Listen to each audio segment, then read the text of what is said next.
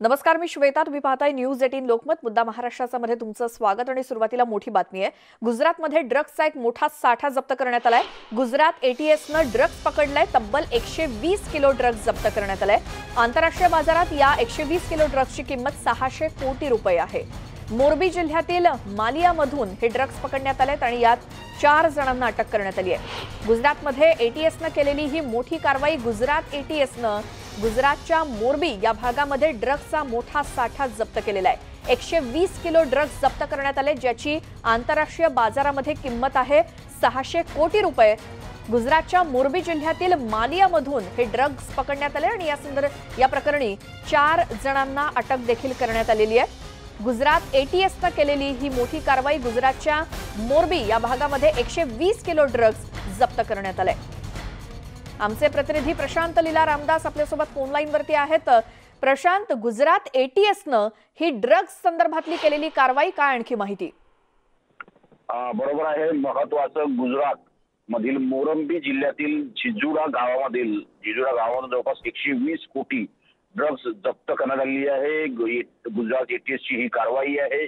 आंतरराष्ट्रीय बाजारपेठेत ज्याचा उल्लेख आपण केला, साधारण त्याची किंमत 600 कोटीच्या जवळपास आहे. हे जे ड्रग्स आहे हे पाकिस्तानकडून पाठवण्यात आल्याची माहिती सध्या प्राथमिकरित्या प्राप्त झालेली आहे. मालिया मियाना हा मोरबी जिल्हा, इथून ही ड्रग्स पकडण्यात आलेली आहे. ड्रग्सच्या संदर्भात 4 लोकांना अटक देखील करण्यात आलेली आहे. जिजुरा गाव हे नवलखी पोर्टच्या जवळ आहे. नवलखी पोर्ट मध्ये यापूर्वी देखील जर बघितला आपण तर ड्रग्स जप्त करण्यात आलेली आहे. समुद्री मार्गाद्वारे हे ड्रग्स आणण्यात आल्याची संभावना, शक्यता व्यक्त केली जात आहे. महत्वाचं म्हणजे गुजरातच्या किनारपट्टीवरती सलग एका वर्षात बघितलं तर साधारणतः अनेक प्रकरण पुढे आलेले आहे आणि त्यामध्ये ड्रग्स जप्त करण्याच्या घटना देखील पुढे आलेली आहे. त्याचमुळे विरोधक देखील यावर पुन्हा एकदा करून टीका करत आहे. पुन्हा ड्रग्स जप्त झाली त्याची गुजरात कनेक्शन आहे अशी टीका राष्ट्रवादी काँग्रेस पक्षाचे नेते नवाब मलिक यांनी केली आहे. पण महत्वाचं म्हणजे यापूर्वी मुद्रा पोर्टवरती ड्रग्स जप्त झाली होती. त्यानंतर गुजरातच्या सुरत भागातून ड्रग्स जप्त झाली होती. आता ही गुजरातच्या मोरबी जिल्ह्यातून ही ड्रग्स जप्त झाली. त्यामुळे गुजरातच्या संदर्भात आता केंद्र सरकारच्या वतीनं काय पाऊल टाकलं जातं हे देखील पाहणं महत्वाचं ठरणार आहे. श्वेता जी, कधी ही साधारण कारवाई करण्यात आली? हे ड्रग्स कुठून जप्त करण्यात आलंय? किती जणांना अटक केली? आणखी मोठं रॅकेट यामध्ये असण्याची शक्यता आहे सध्या, जरी 4 जणांना अटक करण्यात आलेली असली तरी? बरोबर, या संपूर्ण याच्या नेटवर्क असतं. पाकिस्तान पासून भारतापर्यंत ही ड्रग्ज आणण्याकरता एक नेटवर्क कार्यरत होतं. या 4 लोकांना ताब्यात घेतल्यानंतर, त्यांना अटक केल्यानंतर त्यांच्याकडून जी माहिती मिळेल त्या माहितीच्या आधारावरती हे नेटवर्क निस्तनाभूत करण्याचा प्रयत्न कुठेतरी एटीएस करेल. पण महत्वाचं म्हणजे जिजुरा गावामध्ये जे साधारणतः नवलखी पोर्ट जे आहे, गुजरातचं नवलखी पोर्ट, त्या गुजरातच्या पोर्टच्या जवळ हे जिजुरा गाव आहे आणि या गावामधून ही 120 किलो ड्रग्ज जप्त करण्यात आलेली आहे. गुजरात एटीएसने अतिशय मोठी कारवाई केलेली आहे. आंतरराष्ट्रीय बाजारपेठेत जर बघितलं साधारणतः 600 कोटीपेक्षा जास्त याची जास्त किंमत आहे. आणि या संदर्भात आता एटीएसच्या वतीनं लवकरच अतिरिक्त खुलासे करण्यात येईल. कशा पद्धतीने नेटवर्क कार्यरत आहे हे देखील सांगण्याचा प्रयत्न येईल. आणि महत्वाचं म्हणजे हे जे 4 लोकांना ताब्यात घेतल्या, यांना अटक केली झालेली आहे, यांच्याकडून आता माहिती घेण्यास सुरुवात झालेली आहे. श्वेता जी, प्रशांत, धन्यवाद दिलेल्या सविस्तर माहितीसाठी. पुन्हा गुजरातमध्ये मोठ्या प्रमाणात ड्रग्ज जप्त करण्यात आले. गुजरात एटीएसनं मोठी कारवाई केली आहे. 4 जणांना अटक केली आहे. मात्र यामध्ये मोठं रॅकेट असण्याची शक्यता आहे आणि आता विरोधकांनी सुद्धा तोंडसुख घ्यायला सुरुवात केली आहे. गुजरातचं ड्रग्स कनेक्शन कुठेतरी आहे, याचा तपास व्हायला हवा असं नवाब मलिकांनी म्हटलंय. त्याचसोबत जो ड्रग्सचा साठा 120 किलोंचा जप्त करण्यात आलाय, आंतरराष्ट्रीय बाजारामध्ये त्याची किंमत 600 कोटी रुपये इतकी आहे.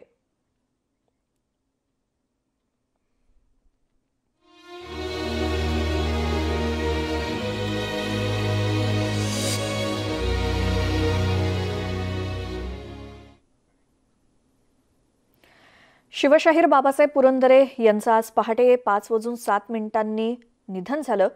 त्यांची प्राणज्योत मालवली. पुण्याच्या दीनानाथ मंगेशकर रुग्णालयात बाबासाहेबांनी अखेरचा श्वास घेतला. गेल्या 3 दिवसांपासून त्यांच्यावरती उपचार सुरू होते. त्यांचं पार्थिव सध्या त्यांच्या निवासस्थानी अंत्यदर्शनासाठी ठेवण्यात आलंय. पुरंदरे वाड्यामध्ये आता अंत्यदर्शनासाठी नागरिकांनी गर्दी केली आहे.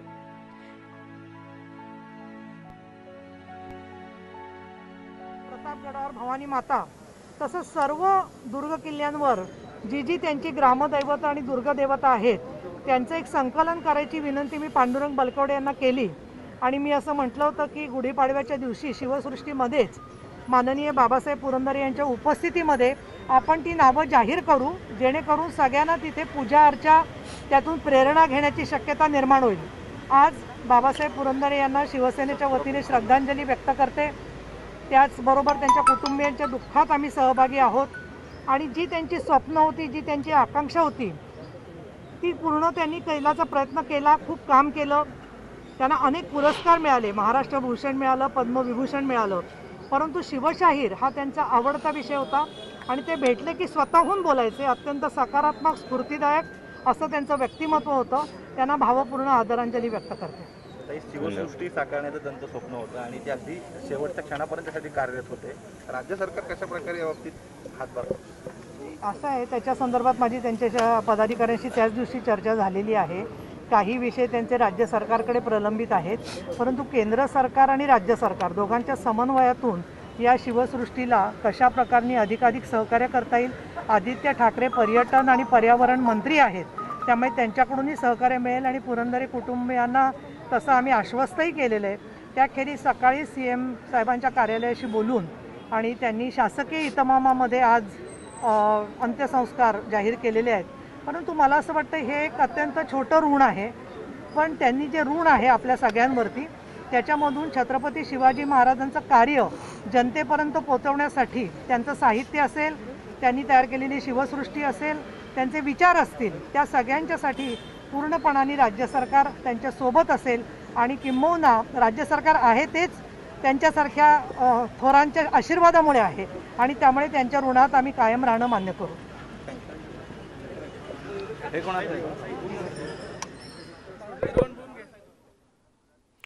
शिवसेनेच्या नेत्या नीलम गोऱ्हे यांनी देखील बाबासाहेबांच्या पार्थिवाचं अंत्यदर्शन घेतलंय. सध्या पुरंदरे वाड्यामध्ये त्यांचं पार्थिव अंत्यदर्शनासाठी ठेवण्यात आलंय. पुढे 10:30च्या सुमारास त्यांच्यावर वैकुंठ स्मशानभूमीमध्ये शासकीय इतमामात अंत्यसंस्कार होतील. दिग्गज मंडळींनी ट्विटरवरून बाबासाहेब पुरंदरे यांना श्रद्धांजली अर्पण केली. अगदी पंतप्रधानांपासून ते राजकीय नेते मंडळींनी ट्विट करून शिवशाहीर बाबासाहेब पुरंदरे यांना श्रद्धांजली अर्पण केली. काही नेते मंडळी, काही दिग्गज हे पुरंदरे वाड्यामध्ये पार्थिवाच्या अंत्यदर्शनासाठी सुद्धा पोहोचलेले आहेत. नुकतेच मनसे अध्यक्ष राज ठाकरे यांनी देखील पार्थिवाचं अंत्यदर्शन घेतलं आणि पुढे 10:30 वाजता सकाळी त्यांच्या पार्थिवावर वैकुंठ स्मशानभूमीमध्ये शासकीय इतमामात अंत्यसंस्कार होतील.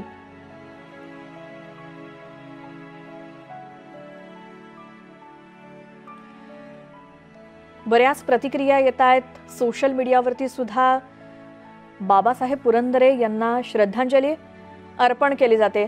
याच संदर्भात आपण बोलूयात. राष्ट्रवादीचे खासदार अमोल कोल्हे आपल्यासोबत फोनलाईनवरती जोडले गेलेत. अमोल कोल्हेजी, संपूर्ण महाराष्ट्राचीच हानी झाली आहे बाबासाहेबांच्या जाण्यानं, आपली पहिली प्रतिक्रिया काय? नक्कीच एक इतिहास, ध्येयाचं, इतिहास वेड्याचं, त्याच्या भव्य दिव्य मांडणीचं, शिवशाहिरीचं चालतं बोलतं शतक हे काळाच्या पडद्याआड गेलं आणि एका खूप मोठ्या कालखंडाला छत्रपती शिवाजी महाराजांच्या इतिहासाचं एक भव्य दिव्य सादरीकरण, ते लिखाणाच्या स्वरूपात, ते जाणताराच्या सारख्या महानाट्याच्या स्वरूपात हे करण्याचं, एक तो शिवसंस्कार करण्याचं काम त्यांच्या परीनं त्यांनी कायम केलं. माझ्या वैयक्तिक बाबतीत म्हणाल तर अगदी राजा शिवछत्रपती मालिकेला पहिल्यांदा आशीर्वाद देण्यापासून ते अगदी मागच्या दिवाळी सणाला भेटीपर्यंत अनेक वेगवेगळ्या वेळी भेटण्याचा योग, प्रत्येक वेळी त्यांचं इतिहासावरचं प्रेम आणि त्याच्या मांडणीच्या संदर्भातलं मार्गदर्शन हे त्यांच्याकडून मिळत गेलं. हे खरंच इतका दीर्घकाळ एका विषयाला वाहून घेऊन सातत्यानं त्यामध्ये काम करत राहणं ही फार मोठी गोष्ट आहे आणि माझ्याकडून त्यांना खरंच भावपूर्ण श्रद्धांजली.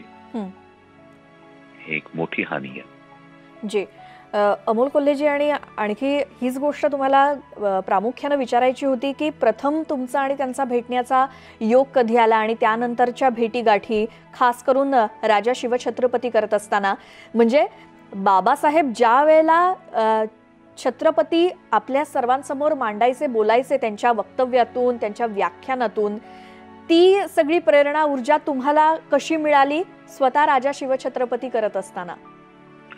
राजा शिवछत्रपती मालिकेच्या चित्रीकरणाच्या वेळी मला आठवतं भोरच्या वाड्यामध्ये आमचं चित्रीकरण सुरू होतं आणि त्यावेळी पहिल्यांदा मी बाबासाहेबांना भेटलो होतो.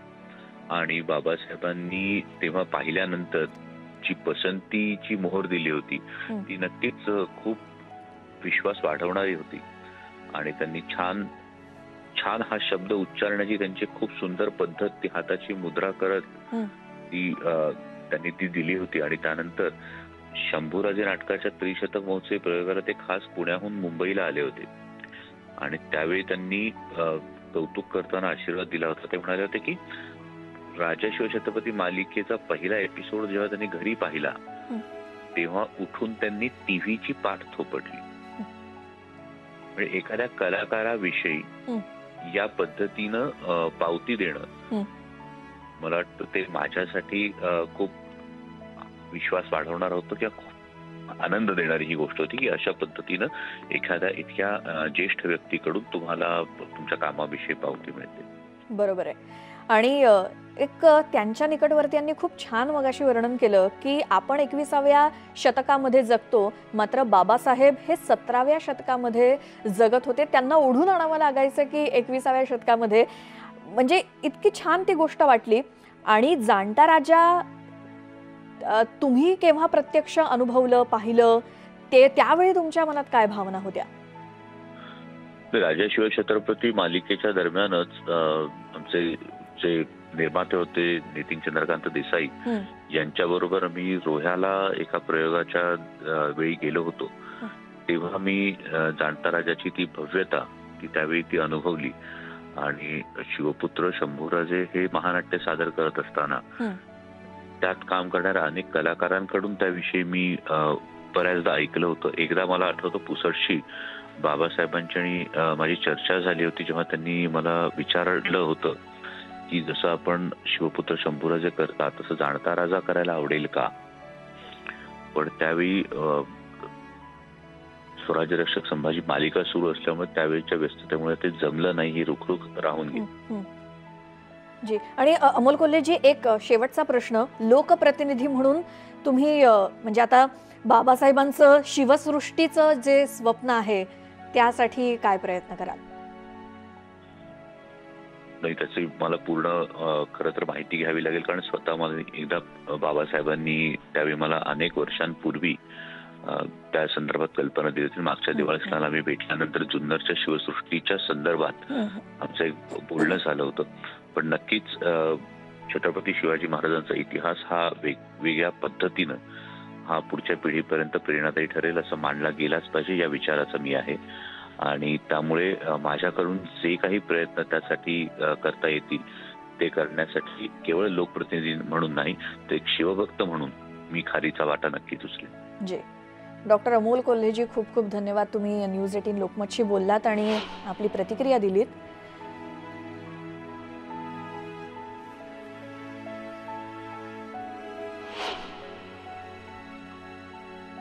साहेब नेहमी सांगायचे की मी शिवचरित्र का बरं, आज 21व्या शतकात शिवचरित्राचं महत्व काय आहे आजच्या काळासाठी, तर शिवचरित्र हे राष्ट्रीय चारित्र्य निर्माण करतं. आम्हाला हा आमचा देश पुन्हा एकदा गौरवशाली वैभवशाली करायचा असेल तर शिवाजी महाराज ही आमची प्रेरणा असली पाहिजे. आणि याच ध्येयातून बाबासाहेबांनी हे सगळं चारित्र्य, शिवाजी महाराजांचं चरित्र सांगितलं आणि ते लोकांच्या समोर आणण्याचा प्रयत्न. आज बाबासाहेब आपल्यात नाही, ही ह्या कार्याची फार मोठी हानी आहे. मला असं वाटतं की त्यांनी जे काय आपलं ध्येय उराशी बाळगलं ते पुढं नेणं हेच आपलं त्यांना खरी श्रद्धांजली ठरेल.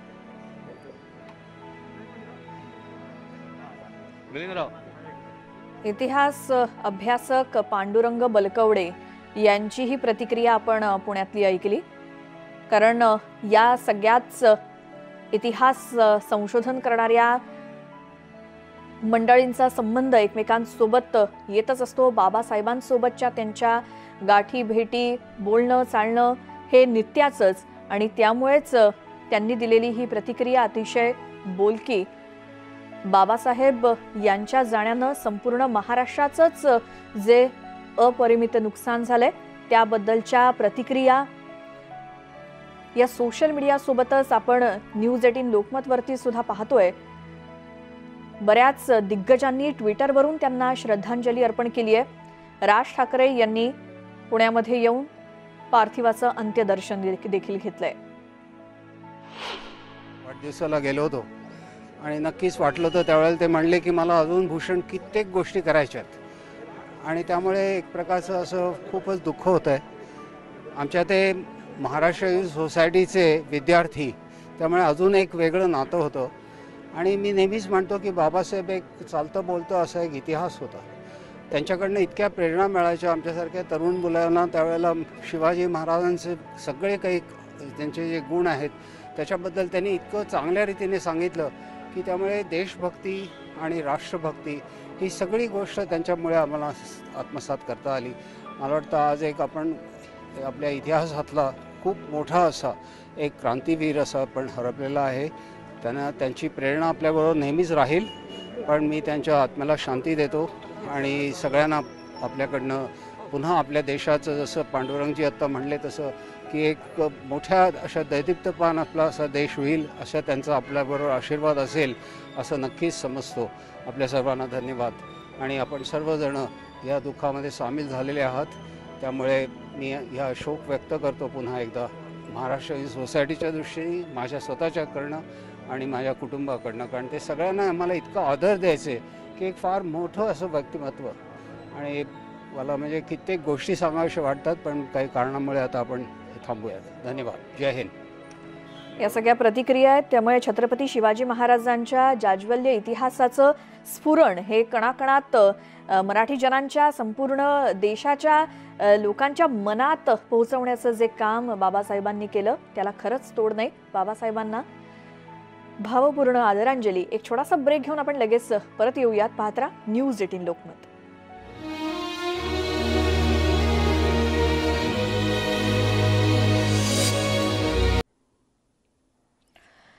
पद्मविभूषण, महाराष्ट्र भूषण शिवशाहीर बाबासाहेब पुरंदरे यांचं आज पहाटे पुण्यामध्ये निधन झालं.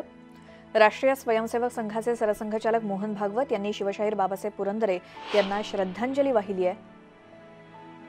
ग्राफिक्सच्या माध्यमातून पाहूया त्यांनी काय भावना व्यक्त केल्या आहेत. पद्मविभूषण आणि महाराष्ट्र भूषण पुरस्कार प्राप्त आदरणीय बळवंत मोरेश्वर उपाख्य बाबासाहेब पुरंदरे यांच्या निधनानं आपण सर्वच एका शतायुषी शिव ऋषीला मुकलो आहोत.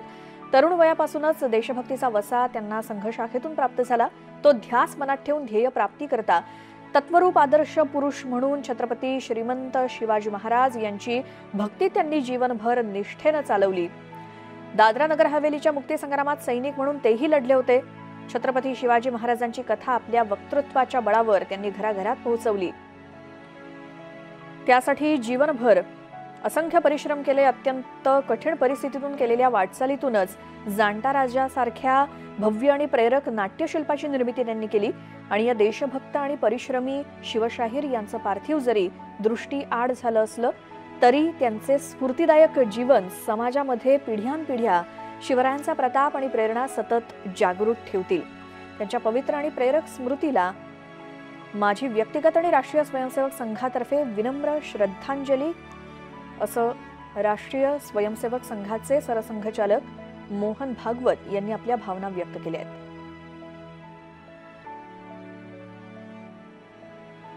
वयाच्या अगदी 8व्या वर्षापासून शिवचरित्र अभ्यासाला त्यांनी सुरुवात केली. ते अगदी वयाच्या 100पर्यंत.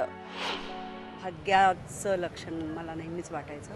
माझ्या प्रत्येक अगदी बालपणाच्या पहिल्या पावलापासून माझ्या डोक्यावर त्यांचा हात होता. आम्ही सर्वच कुटुंबीय प्रसाद, माधुरीताई, अमृतदादा या सगळ्यांच्या दुःखात सहभागी आहोत. आपल्या पिढीने आणि अनेक पिढ्यांनी बाबासाहेबांना ऐकलं इतिहास त्यांच्या तोंडून आपल्याला समजून घेता आला आणि त्यांनी आपल्या मनावर फार मोठं अधिराज्य गाजवलेलं आहे. शिवप्रेम म्हणजे काय हे त्यांनी वेगवेगळ्या माध्यमातून आपल्यापर्यंत पोहोचवलं आणि आता आपली सगळ्यांची जबाबदारी आहे की हे शिवप्रेम इतिहासाचा काढा अभ्यास आपण सगळ्यांनी वारसा म्हणून पुढे चालवायचा आहे. माझी त्यांना मनापासून श्रद्धांजली.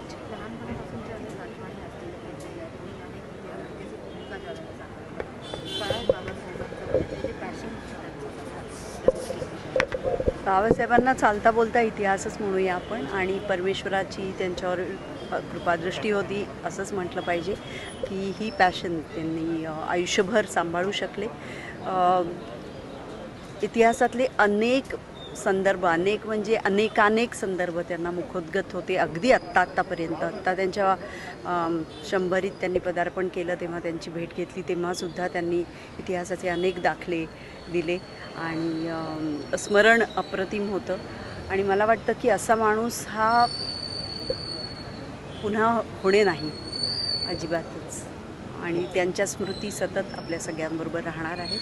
पण त्याचबरोबर इतिहास प्रेमाची आणि खऱ्याखुऱ्या इतिहासाच्या अभ्यासाची जबाबदारी पण ते आपल्यावर सोडून गेले आहेत.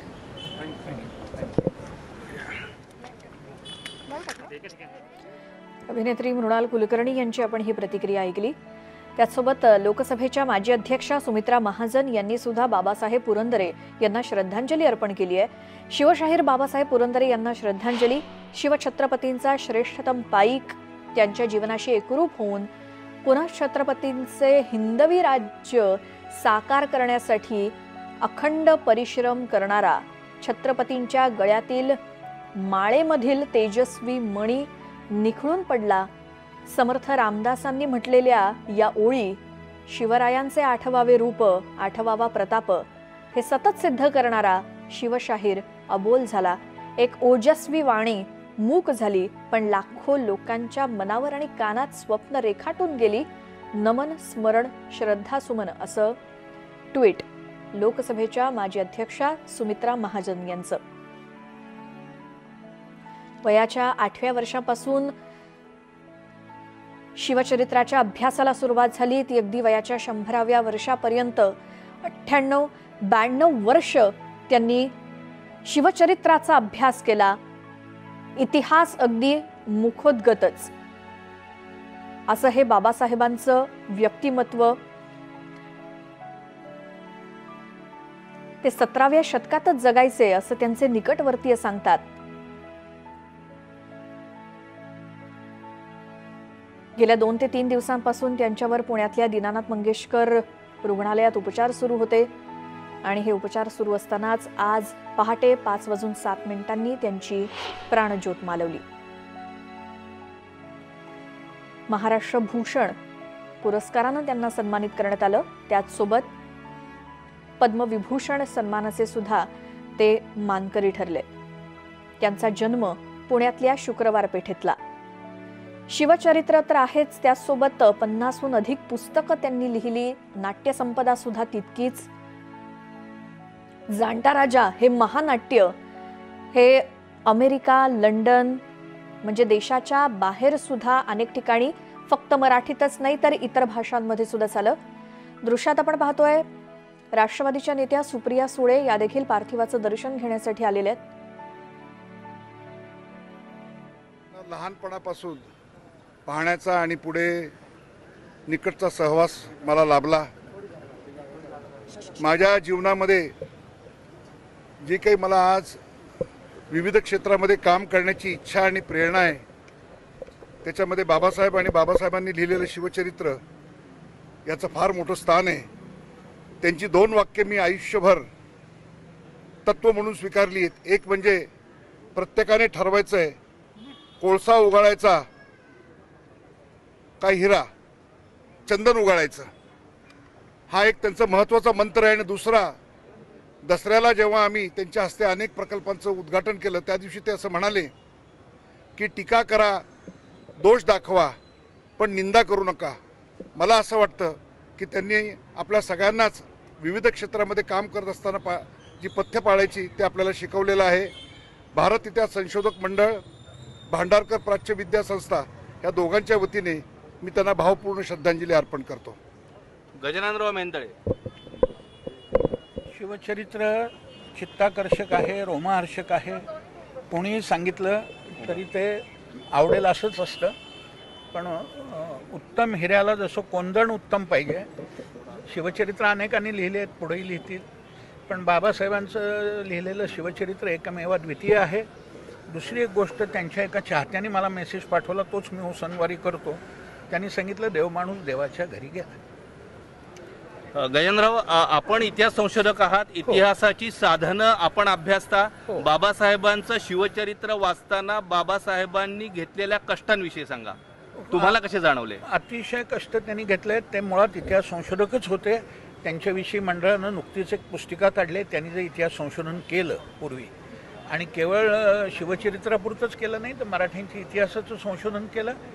मग पुढं त्यांनी जास्त लोकांना भावेल अशा प्रकारे शिवचरित्र लिहिण्याचा मार्ग पत्करला, म्हणून ते शिवशाहीर झाले. पण ते मुळात इतिहास संशोधकच आहेत. धन्यवाद.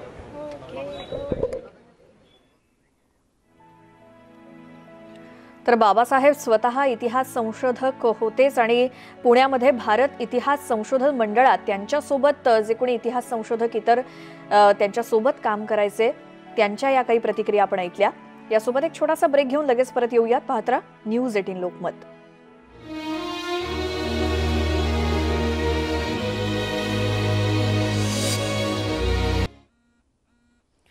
शिवशाहीर बाबासाहेब पुरंदरे यांचं निधन झालं. आज पहाटे 5:07 त्यांची प्राणज्योत मालवली.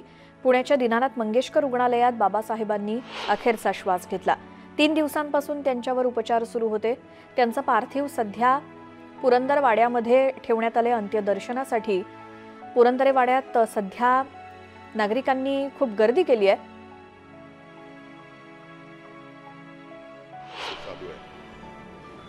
ते काम अर्धवट राहिल्याची खंत आमच्यासारख्या सर्व शिवप्रेमींना तर आहेच. पण मला खंत एवढीच आहे की 100 बाबासाहेबांनी पूर्ण करायला पाहिजे होती. 100 प्रवेश केला होता, पण ईश्वर इच्छा बली असी असं म्हणतात. असा माणूस पुन्हा होणे नाही ज्यांनी घराघरात शिवाजी पोहोचवला.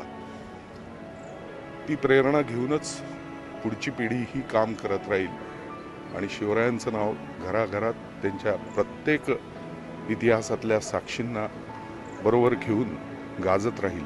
हीच बाबासाहेबांना मनपूर्वक आदरांजली.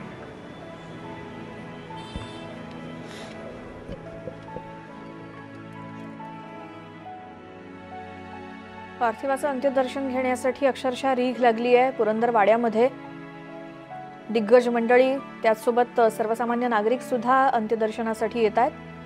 सकाळी 8 वाजल्यापासून बाबासाहेब यांचं पार्थिव पुरंदरवाड्यामध्ये ठेवण्यात आले अंत्यदर्शनासाठी. त्यानंतर 10:30ची वेळ खरं तर देण्यात आलेली होती.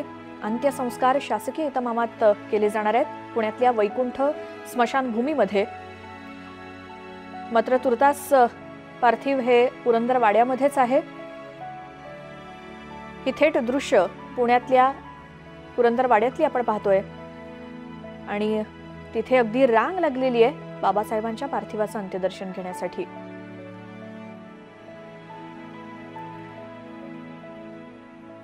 जुलै 1922चा बाबासाहेबांचा जन्म. त्यांनी नुकतेच 100व्या वर्षात पदार्पण केलेलं होतं. शिवचरित्र तर आहेच, त्याचसोबत 50हून अधिक पुस्तकं त्यांनी लिहिली. आणि बाबासाहेबांचं आणि शिवचरित्राचं काय नातं आहे हे सगळ्या महाराष्ट्राला माहिती आहे. वयाच्या 8व्या वर्षापासून त्यांनी शिवचरित्राच्या अभ्यासाला सुरुवात केली. जाणता राजा या महानाट्याची निर्मिती केली, ज्याचे 1250हून अधिक प्रयोग झाले. फक्त महाराष्ट्रातच नाही, देशातच नाही, तर देशाच्या बाहेर सुद्धा. 2015ला महाराष्ट्र भूषण पुरस्कारानं त्यांना सन्मानित करण्यात आलं. 1984 मध्ये जाणता राजा या महानाट्याची निर्मिती झाली.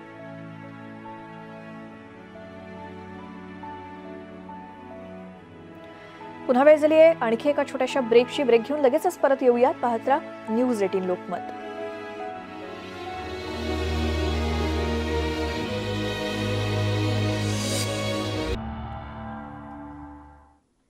ब्रेकनंतर बुलेटिनमध्ये तुमचं स्वागत. जमीन, आकाश आणि समुद्र सगळीकडे भारताच्या वीर जवानांच्या शौर्य गाथा लिहिल्या गेल्या आहेत.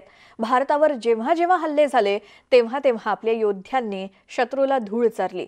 अद्भुत साहस, अतुलनीय शौर्याच्या बळावर भारतीय सैन्याने युद्धाच्या मैदानात एक अमीट असा ठसा उमटवलाय, ज्यानं जगाचा नकाशाच बदलून टाकलाय.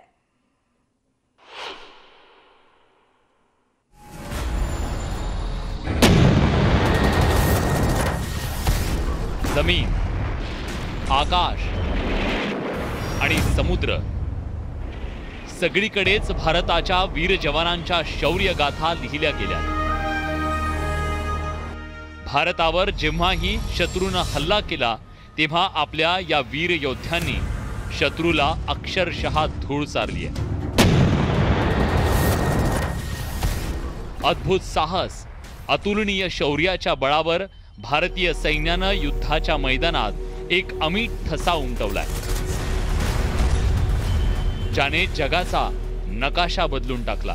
बांगलादेशला आपण इंडिपेंडन्स मिळवून दिलं आणि तो एक आता नवीन देश 1971 मध्ये स्थापित झाला. This is all because of excellent training आणि त्यांचं जे आपलं लोकांचं जे specially entire Indian army. 3 December 1971 याच दिवशी पाकिस्तानच्या वायुसेनेनं भारतावर हल्ला चढवला. तेव्हा त्यांनी स्वप्नातही विचार केला नसेल की भारताकडून दिल्या जाणाऱ्या प्रत्युत्तरानं अवघ्या 13 दिवसात त्यांची धुळदाण उडणार आहे. अवघ्या 13 दिवसात पाकिस्तानला जबरदस्त पराभव पत्करावा लागला. की या युद्धामध्ये आर्मी, नेव्ही आणि एअरफोर्स यांचं जे कोऑर्डिनेशन होतं that was the best one. म्हणजे सगळ्यात उत्कृष्ट नमुना जर म्हणायचं ना की समन्वयाचा उत्कृष्ट नमुना काय आर्मी, नेव्ही, एअरफोर्सचा, तर ते आहे 1971चं युद्ध. 1971 मध्ये पाकिस्ताननं केलेल्या आगळीकीनं पाकिस्तानचे कायमस्वरूपी 2 तुकडे केले. पूर्व पाकिस्तान बांगलादेश नावानं जगाच्या पटलावर उदयाला आला. बांगलादेश स्वतंत्र झाला. पाकिस्तानच्या जवळपास 93,000 सैनिकांनी भारतीय सैनिकांच्या पुढे अक्षरशः गुडघे टेकले. अशा प्रकारे भारतीय सैन्याच्या शौर्याच्या बळावर जगानं पाहिलं जगातलं सर्वात छोटं युद्ध आणि सगळ्यात मोठं आत्मसमर्पण. 16 डिसेंबर 1971 याच दिवशी भारतीय सैन्यानं लेफ्टनंट जनरल जगजीत अरोड़ा यांच्या समोर पाकिस्तानचे लेफ्टनंट जनरल अमीर अब्दुल्ला खान नियाजी यांनी आत्मसमर्पण करणाऱ्या कागदपत्रांवर स्वाक्षरी केली. त्या क्षणाला नियाजी यांच्या डोळ्यात हतबलतेचे अश्रू होते. ढाका शहरात ज्यावेळी पाकिस्तान भारतासमोर शरण येत होता त्याच वेळी ढाका शहरात पाकिस्तानचे जवळपास 30,000 सशस्त्र सैनिक उपस्थित होते, तर भारताचे फक्त 3,000 सैनिक ढाक्यापासून 30 किलोमीटरच्या अंतरावर होते. म्हणजे 10 पट मोठं सैन्य असूनही पाकिस्तानला भारतीय सैन्याच्या शौर्यापुढे नतमस्तक व्हावं लागलं. ऐतिहासिकरित्या हे त्याच दिवशी स्पष्ट झालं की पाकिस्तान समोरासमोरच्या लढाईत भारताला कधीच पराभूत करू शकत नाही. त्यामुळेच पाकिस्तान आपल्या भूमीत दहशतवादाला आश्रय देत भारतातली शांतता भंग करण्याचे कुटील डाव आखतो.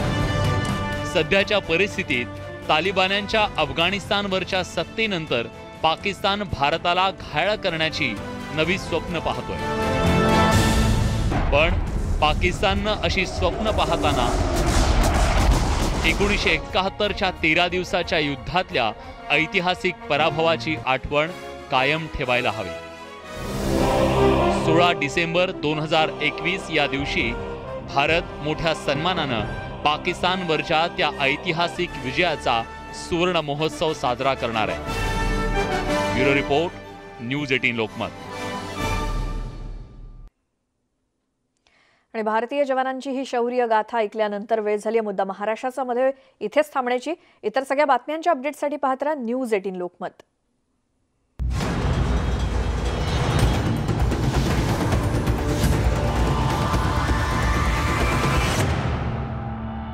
नेदरलँड्समध्ये